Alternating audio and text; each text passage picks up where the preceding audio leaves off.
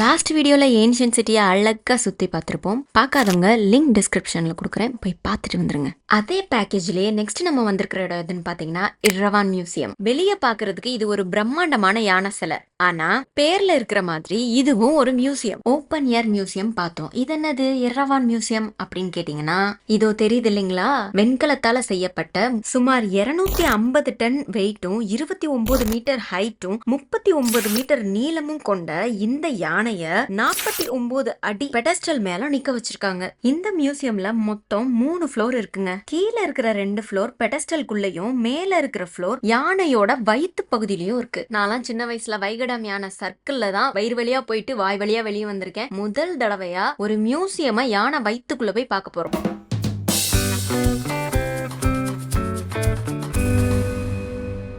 First ஃப்ளோர்ல Ming and Qing டைனாசிட்டிஸோட Chinese vases, அதாவது சீன குவளைகளோட தொகுப்பும் சில போட்டோகிராஃப்ஸும், செகண்ட் ஃப்ளோர்ல சில ப்ரீசியஸ் ஆன்டிக்ஸும் யூரோப்பியன்ஸோட மண் பாண்டங்களும், பண்டைய கால கலைகளை குறிக்கிற வகையில பல விலை மதிப்பற்ற பழங்கால பொருட்களும் இருக்கு. அது மட்டும் இல்ல மக்களே, 1000 ஆர்ம்ஸ், அதாச்சு 1000 கரங்களுடைய சீனாவுடைய தெய்வமான குவானியின் சிலையும் இருக்கு. டாப் ஃப்ளோர் எதை ரெப்ரசென்ட் பண்ணுதுன்னா சொர்க்கம். நிஜமாதாங்க, புத்திஸ்ட்ல சொல்லப்படுற மவுண்ட் மேரு அப்படிங்கிற மலையோட டாப்ல லொகேட் ஆயிருக்கிற ட்ரபடிம்சா ஹெவன் அப்படிங்கிற ஹெவனை தான் இந்த டாப் ஃப்ளோர் ரெப்ரசென்ட் பண்ணுது. இந்த இடத்தோட சுவர்கள் எல்லாமே பிரபஞ்சத்தை சித்தரிக்கிற வகையில பெயிண்டிங்ஸால டெக்கரேட் பண்ணிருக்காங்க. அது மட்டும் இல்லாம லோக்புரி, அயோத்தியா, லன்னா அண்ட் ரத்னா கோசின் போன்ற பல காலகட்டங்கள்ல வாழ்ந்த புத்தரோட நினைவு சின்னங்களும் சிலைகளும் இங்க பார்வைக்கு வைக்கப்பட்டிருக்கு.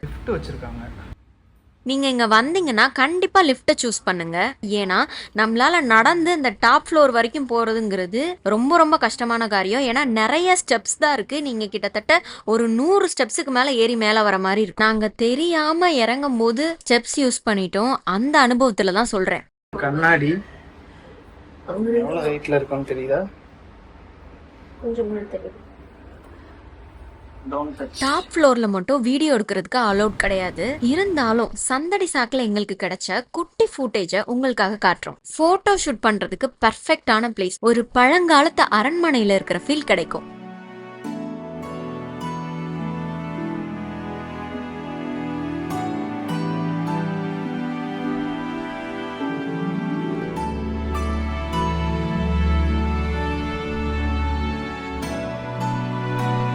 மியூசியம்க்கு வெளியே இருந்து பாக்குறதுக்கும் வியூ அவ்வளோ அற்புதமா இருந்துச்சு. மியூசியத்தை விட நீங்க வெளியே வந்த உடனேயே கோயில சுத்தி வர மாதிரி மியூசியத்தை சுத்தி வரலாம். அங்கங்க பெஞ்சஸ் போட்டிருக்காங்க. உங்களுக்கு வேணும்னா நீங்க அங்க உட்காந்துட்டு வியூ பாயிண்ட் அழகா ரசிக்கலாம். நம்ம தாய்லாந்துல அப்படியே இப்படி திரும்பணும்னா தாய்லாந்துல இருக்க பிள்ளையார் கோயில் இங்க பாருங்க, எர்வான் மியூசியம். தெரியுதான்னு தெரியல. எர்வான் மியூசியம்ல பாருங்க பிள்ளையார் வழிபடுறாங்க போல. சூடம்பத்தை வச்சிருக்காங்க பாருங்க, மூஞ்சூறு விநாயகர். பிள்ளையார இங்க அதிகமா கும்பிடுறாங்க. நிறைய இடத்துல நானும் பார்த்துட்டேன். பிள்ளையார் இங்க அதிகமா இருக்காரு. இவங்க ஓரளவுக்கு மிக்சடா தான் சாமி கும்பிடுறாங்க. ஏன்னா நம்ம ஊர் ராமன், பிள்ளையாரு, முருகன்லாம் சான்சிடம் அப்ரூவத்துல பார்த்துருப்பீங்க. எல்லாமே அப்படியே இருக்கு பாருங்க. லட்சுமி இருக்கு, அன்னபூர்ணிலாம் இருக்கு பாருங்க. ஸோ இதுதான் தாய்லாந்துல இருக்க கணபதி கோயில்.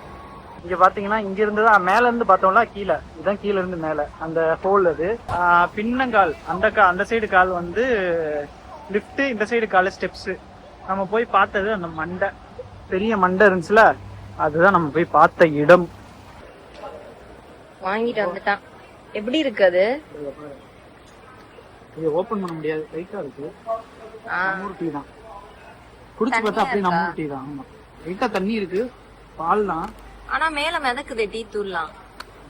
இவங்க அப்படிதான் செய்யறாங்க. மிஷின்ல தான் செஞ்சாங்க, காஃபி மிஷின்ல தான் செஞ்சாங்க. காஃபி மிஷின்ல டீ அவுட் ஆஃப் ஃபோக்கஸ் ஆகுது.